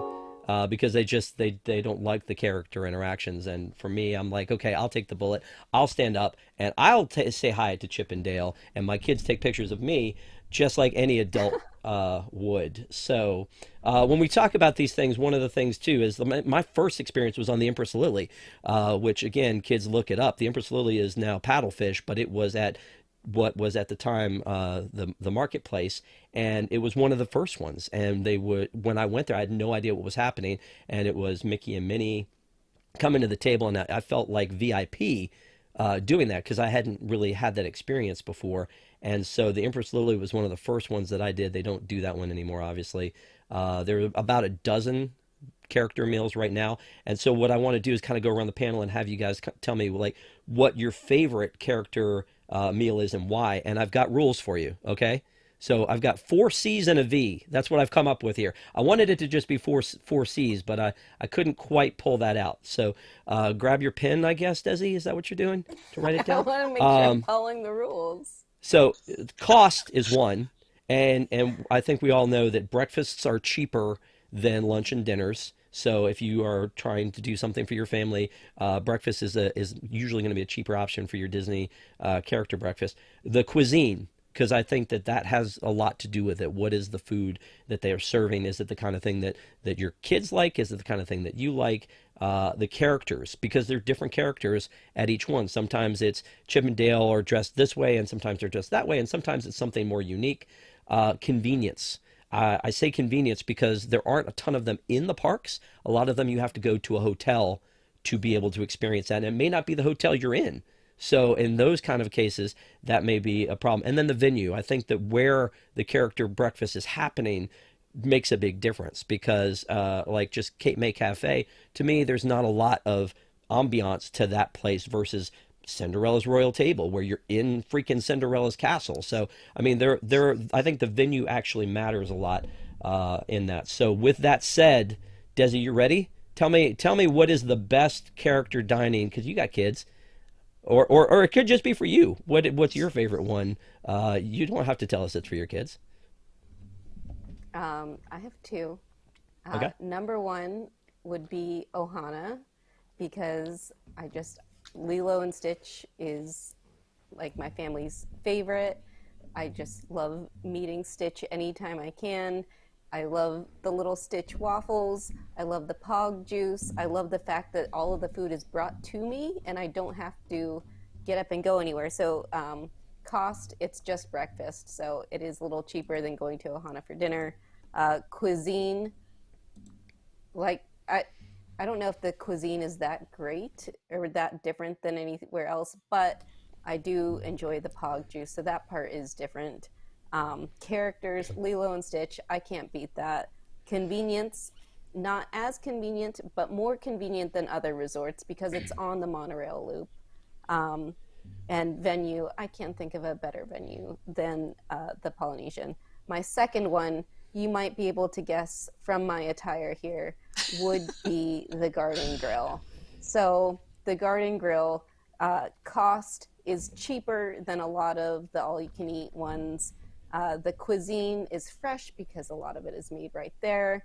The characters, you get to meet all of the classic characters, and they are in the cute farm outfits. So you get Mickey, Pluto, Chip and Dale, like all of the ones you would probably want to meet your first time going to Disney World.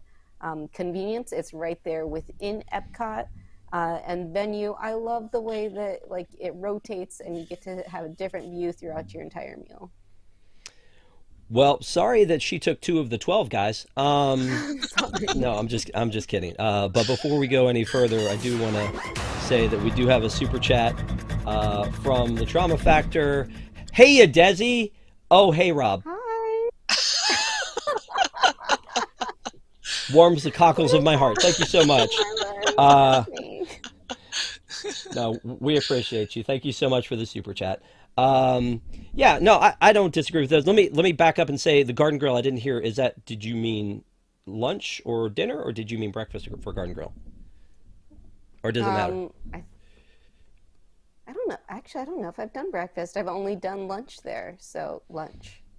Garden Grill is one of those that I think there is a lot to offer in not only the food, but also the characters, but also the rotating, but also it's in the park. So, talking about location, you're already in the park. You don't have to go somewhere else. And then usually, if there is an eat to the beat or some kind of a dining package, they usually offer an option for that too. So it's something good for the entire family. All you care to eat. And yeah, I think there's a lot of big wins for Garden Grill. And keep in mind as we go around, you guys can repeat if you want to, but I'm going to go. Obviously, Stephanie's going to repeat, so obviously I'm not going to her next. I'm going to go to Kamila next. Okay, I mean, I was going to say you should do Stephanie, but okay, I'll go. This is difficult. So, okay, so I will say if it's me, and probably literally no one is going to agree with me on this, but if it's adults only, I feel like I should be saying storybook dining, which I think is excellent, but I'm just going to be honest. I hate the trek out there to Wilderness Lodge if I'm not staying there. So I'm going to say be our guest. And again, for adult character dining, because for me personally, I'm not huge on the characters, maybe because I just know it's not real. And so I'm not a big character person personally, but I love a good castle. I love a good castle. And so the theming for me, Yeah. am I muted? No, I'm just like, what is happening? Oh. You're like, it's not real. Blah blah blah. Da da da. But I'm sorry. This is your moment. A good castle situation, and the Beast is like perfect, and you don't get to see him often anywhere else. I love getting to like be in his little house. If you can, allow them to sit you in the West Wing, that's great. But even I think in the other dining areas, I don't know. I just have always enjoyed, and I've eaten at Be Our Guest multiple times. I know most people hate it, but I really like that. Now, if I'm guiding clients that have kids, then for me, I'm going to say Tusker House if it's their first visit. That's what I'm going to say, because I have issues with Cinderella's Royal Table, although I'm glad that they're bringing breakfast back. I think that makes it better. We need all the princesses back, and I can't remember if they're back yet or not. But, otherwise it's Akershus if you want princess. I don't know. I have issues with the others, but what's worth it? So I'm going to say Tusker House food. Breakfast. Yes. Wow. Yeah. Wait, whoa. We got to talk about this. We got to talk about this. You have issues. Yeah. Throw them out there. What are the issues? Is it the food? What are the issues? I'm sorry. Cinderella's Royal Table, for me, is the biggest scam. Especially when there weren't the princesses. I don't know. I absolutely understand like the appeal of like, oh, you're walking into the castle, but they lean on that way too heavily because there's almost nothing else good about it. And literally when there was just that little appearance by Cinderella, absolutely not. Like I actively would not allow clients to go there. I was like, we're not doing this. And I would send them to Akershus instead once it opened. But I don't know. You want to do breakfast at Cinderella's, like you're talking about the CRT. You want to do breakfast, and you want to know that you're going to get the steak and eggs because that is that you're maximizing your cost right there. If you get the avocado toast, which is great, but you're not getting your money's worth. All right, so we did the Cinderella's Royal Table at dinner with just Cinderella walking by and waving during COVID. Yeah. So. Yeah. All right, probably so Stephanie, tell us how it is. Tell us how it is.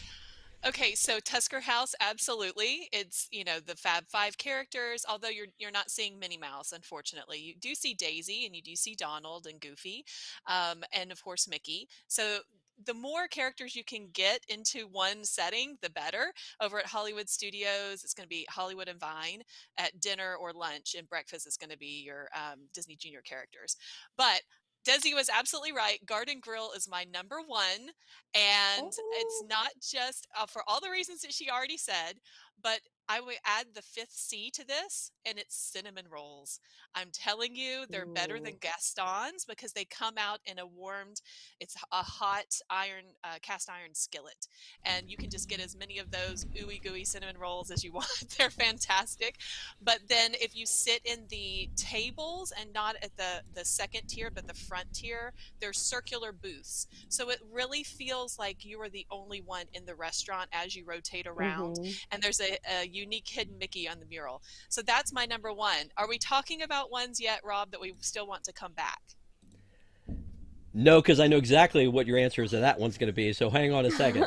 I totally know what you're going to say there, but I'm going to say for me though, Tusker House has become my favorite. When it was Donald's Restaurantosaurus, I loved it, and the idea that you could get into that park early to be able to do that meal, be in there when the park basically opened, and then be able to go there. That had the convenience factor, the cost factor of the breakfast. It was a buffet, the same way, but it was the Donald's Restaurantosaurus breakfast. It was, down in Dinoland. That was kind of cool. When they moved it to Tusker House, I had my, some thoughts about it. But when I went to it, I love the environment inside Tusker House. I love the characters. I love the way it's laid out. The buffet has something for everybody. I have people in my family who like lunch better than breakfast. There's kind of a lot more savory, sort of leaning lunch things you can do. You can do something unique there, and you can do something standard like Mickey waffles.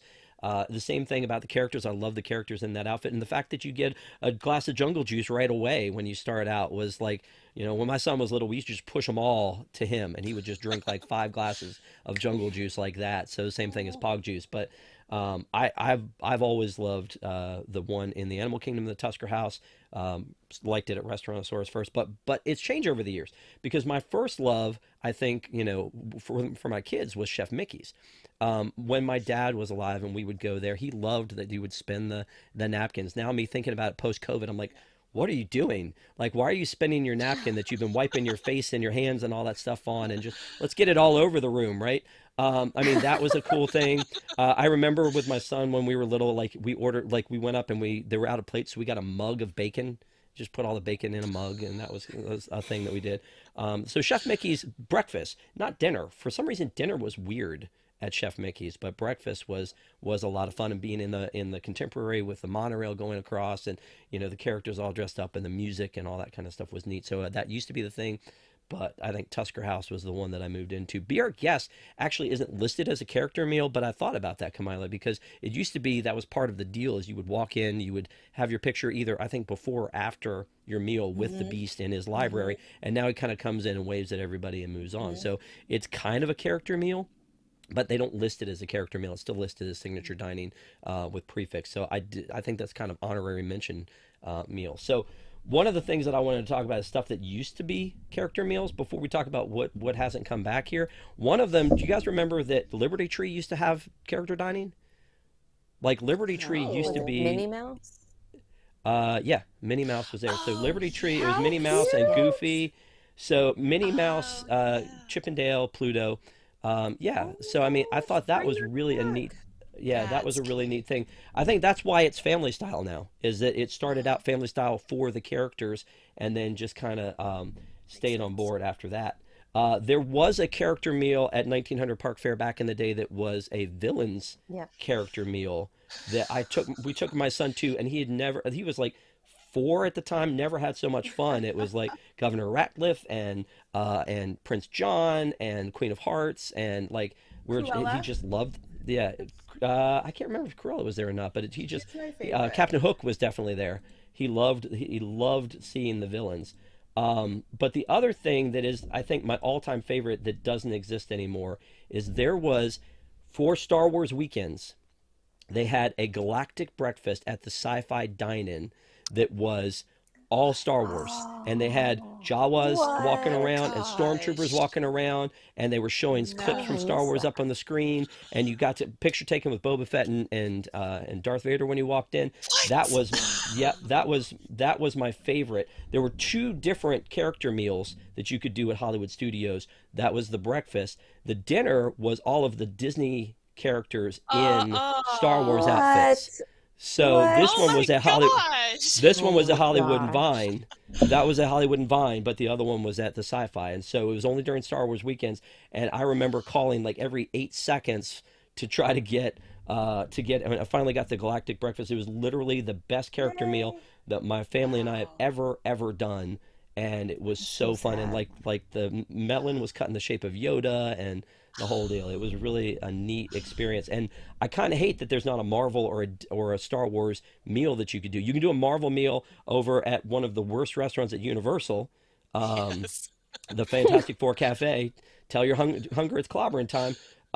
You can do that over there, and it's a neat experience. But the food is it is what it is. But I feel like they should have those experiences. I get the idea of it being an organic experience when you walk into Batu and running into Ray or running into Kylo and all that. But it would be really neat if there was an opportunity somewhere to have just a meal with them. But with all that, I'm going to throw it back to Stephanie because I know what you're going to say. What's the meal you wish would come back?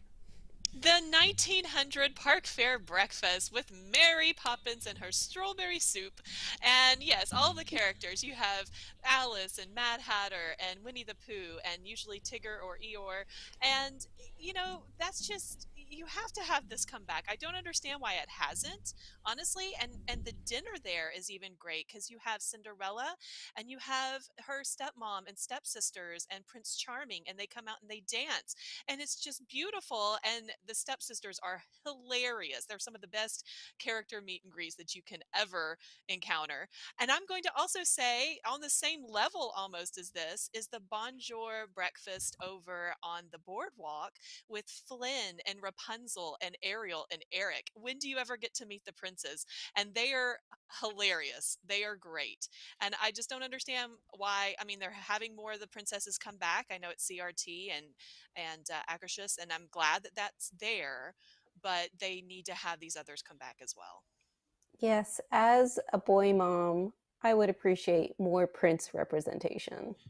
Exactly. Yes. And Flynn is wonderful. He is wonderful. Yeah. Very great.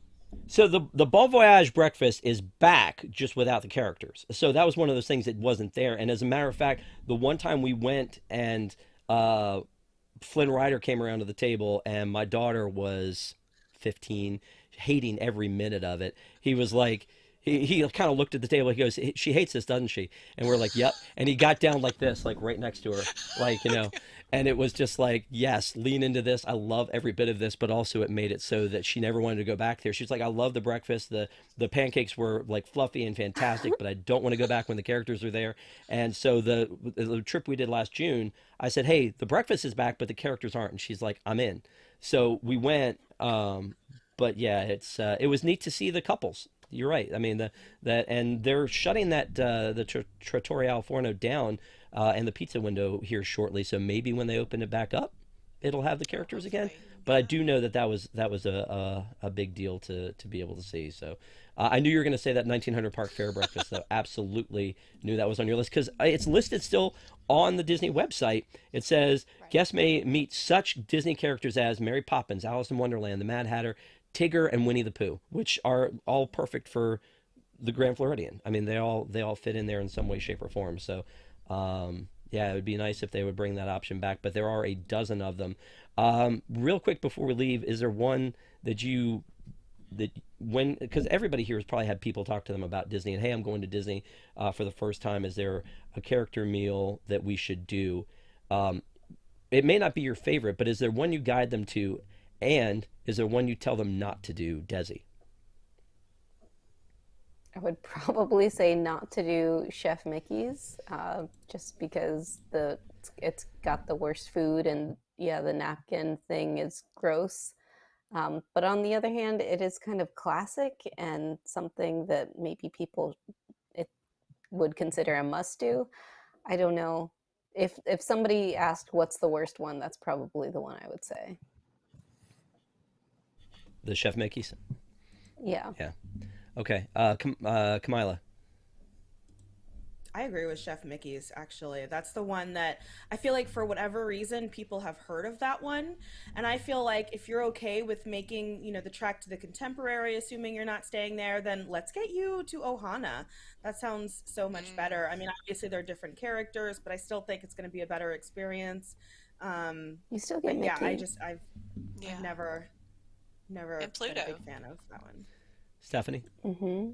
Yeah, I'm going to echo everybody on the Chef Mickey's. I'm also going to say, though, unfortunately, the Crystal Palace, because unless you're just a Winnie the Pooh fan and you have to see all those characters, then go there. And the setting is beautiful, don't get me wrong, but the food is just not. You don't get your money's worth there, unfortunately. So yeah, I'm gonna add that in too. Yeah, I would have said that one as well, because I think Crystal Palace was one of the early ones, and it's got the convenience factor. It's right there in the Magic Kingdom, and it's got the, like you said, the neat venue. But at the same time, the food just hasn't been great. As a matter of fact, when my kids were little, we did a dinner there, and my son didn't want to stay in the building because he didn't like the smell. I'm going to change my mind. The worst food is at Akershus. Oh, I agree. Dinner is bad. It's First of all, let's give honorable mention to Topolino's, right? I mean, yeah. Topolino's breakfast is kind of cool. Good. I do think it's for older. Like, I think that, you have to be a little bit older to maybe not, but I think that my kids appreciated it more as they were older because, the characters just kind of come and mingle around, and they have very ornate, beautiful costumes. And it's a stellar view from up there, and then the whole the little paint bucket of pastries and things. I think that one's a really neat one. But cost and convenience wise, not fitting those C's. No, do it on a day that you're not going to the park. You know what I mean? So you can still get the character interaction, and you have the beautiful view, like you're talking about. Maybe even ride the Skyliner, but you're not You're not using your park ticket that day. Well, I'll counter that to say that if you have a reservation there, anybody look? If you have a reservation there for breakfast, and you were staying, say at All Star or something, and you get your reservation, you come and park there, and then go do that, and then get on the Skyliner to go to either Epcot or to Hollywood Studios. Yeah. Pretty convenient. I'm just saying, putting that out there. But yeah, I mean. That may or may not be what I did when we went and did that. I'm just putting that. But also, Cape May Cafe. Cape May Cafe, I'm sure there are people who love Cape May Cafe. I've only done it once, and I just feel like, the costumes and the characters aren't unique enough, and there's not really... I don't really remember much about the food, and the ambiance feels like an uptight restaurant a little bit to me. But maybe I'm wrong on that. Maybe I just have a bad memory of it. But I do love the Garden Grill. I'm doing it for dinner. Okay. Yeah, if you like shellfish for breakfast, big crab claws and stuff, then you're doing. I mean, seriously, they have great crab, but in an omelet station. And before we break from this, has anybody here done the storybook dining at Artist Point? Yes. Yes. Of course you have. Bougie to the max. Tell me about it. Did you love it? Absolutely. The evil queen is by far the best. I mean, Snow is great. She comes out and flits around the room and, comes to the tables now. Now she does. During COVID, she didn't. You see Grumpy, you see Dopey, and they're wonderful too. But the evil queen takes the cake. I mean, she makes the night. She really does. And she is the one that you get the picture with, right, with the backdrop and everything. So they have a wonderful presentation for dessert. It comes out, there's dry ice, and it's just a whole experience. The lights in the room change whenever certain characters come out. So they've done a good job with it. I know that Tom was worried about them really taking away the ambiance of that restaurant, but I feel like they did a very good job of kind of enhancing it. So I like it. It's a trek though, like Kamila said. And it seems out of place, doesn't it? The idea that you would have this upscale restaurant with Dopey hanging out there, right? I mean, and not necessarily the kind of place that you would take the kids, but they made it. They made it work. Yeah. So, in general, again, I've had some great experiences. I haven't had too many terrible experiences, and I think if I have had terrible experiences, it's been because of the cuisine. Like that's Right. why it's been a problem. Yes. And then when the cuisine is bad, then you turn your attention to the cost and you go, "What have I done? Spending 80 Yes. bucks a person for this? Really?" And I think one of you all mentioned it before about Cinderella's Royal Table is that maybe they let it slide a little bit because of overhyping where you are and what you're getting. I had a Cinderella meal that was amazing where like my son got a sword and my daughter got a wand and we had, the prefix meal, the steak was great, but I've also had a bad meal there. And when you have a Right. bad meal there, when it's so hard to get that reservation, uh, that can ruin a trip. So, Yeah. I think we've had some good winners here. So Ohana, Garden Grill, Yes. Tusker Yes. House. Are those the three that we like the most here? Tusker House was going to be my number three. Okay. Yeah, I mean, and again, to me, I would say, you can't do Ohana for dinner and get characters, so you got to do it for breakfast. Um, Hmm.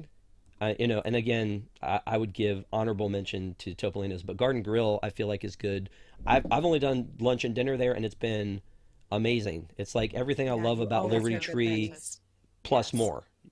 Yeah. Hmm. Yeah. Except, why do they feel like they have to put goldfish on every thing of mac and Mac cheese and in Disney cheese. now? Yes. They do it. They do Woody's Roundup. Here's my last thing to ask you guys is Woody's Roundup is all but perfectly set up to be a character meal.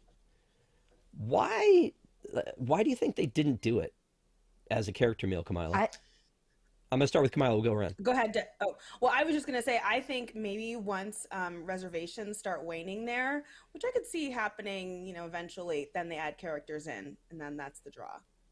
But I Yeah, agree. I Desi. think I think it's a great spot for it. Desi. when we ate at Roundup Rodeo and left, we saw Woody walking this way to go to his meet and greet, and we saw Buzz as we exited. So I feel like there would not be a good way for a kid to see Woody going around the tables and then go outside and see him immediately. Um, if I had to guess, that would be why, because you can't break that illusion.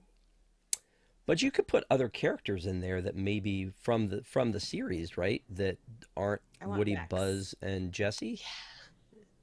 Who? Who did I you said say? that. Is it Rex the Dino? Is it Rex? Yes. Oh yeah. Oh, that would be fun. I Party want Or swords I for just don't know Lotso. how sure. that costume would look. Oh, Yeah, lots or of oh, Lotso. and if he smelled like strawberries, Hmm. yes, make that happen. Okay. All right. Thank you guys for watching. Again, if you have not already, please give us a thumbs up. We appreciate it. Sorry for running over on time. We do have a post show for our wigs. We love our wigs, the WDWNT Interglobe Society. That's our Patreon program. If you want to be part of the family, please find out more at patreon.com/. WDWNT includes things like a post show that we will have quickly after this. And again, thank you guys for being with us. Let me just get final thoughts on the night, and I'm going to go around. We'll start with Kamila and go around to Desi. Yeah, so my final thought is, and I don't know what the licensing agreement or issue is, but I would love like how at Hollywood and Vine, how they have like the Disney Junior. I would love like a Bluey character Oh meet and greet, yeah. like a Bluey and a Bingo. Of Yes. I just think that would course. be so Oh my cute. gosh. Again, I know that that's not like exactly Disney and they have like a licensing agreement, but if they can get Star Wars and Marvel to happen, like let's do that. But I think that would be so cute, and I feel like so many people would have interest in that. Wow, you have just made $1 million deal there. All right, Stephanie. Yeah, 100% echo the Bluey. I'm excited for Halloween, even though it is 6 months until then, or no, no, not that many. But, yeah, I'm going to be there opening night. Even though August is way too early to celebrate Halloween, but going to do it anyway. So I'm excited for that. And my mind is blown about the Star Wars characters dining options. So why have they not brought that back? I think they need to, at least for the May the 4th Galactic Night, whatever you want to call it. Yes, let's do that. I'm there. I'm down for it. Let's do it. Yeah, I mean, you said 6 months. It's like 3 months until we start the Right. Halloween parties. So, and Desi. I just want to do a special shout out to the maintenance cast members. You guys are amazing because you have to clean up the Ratatouille rides. You have to clean up the blood in the boneyard. I mean, bravo to you. You guys are the magic, and thank you for everything that you do. And I am also super excited to talk about Mandalorian Season 3 on Wednesday. And I'm excited after that to go to Disneyland Paris. So I can't wait to tell you guys all about it when I get back.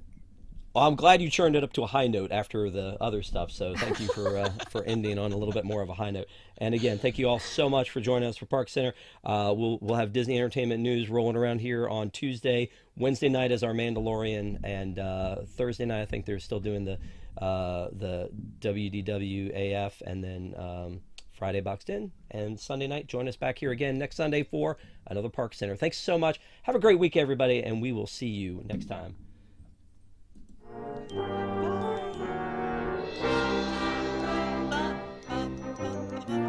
Dun,